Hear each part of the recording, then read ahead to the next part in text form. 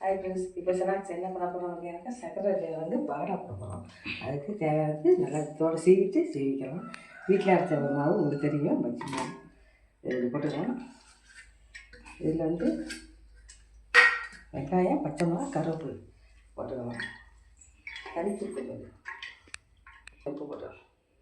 ஆமாம், இது இருக்க முடியும்.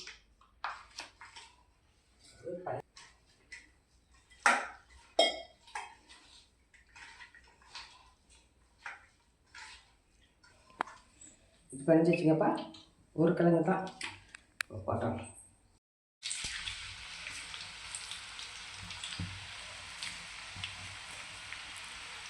இது போட்டு 2 பேக்கு போட்டு ரொம்ப கட்டியாக போடலாம்.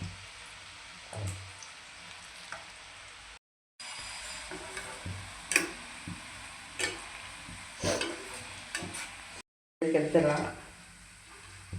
இந்த பேக்கில் எடுத்து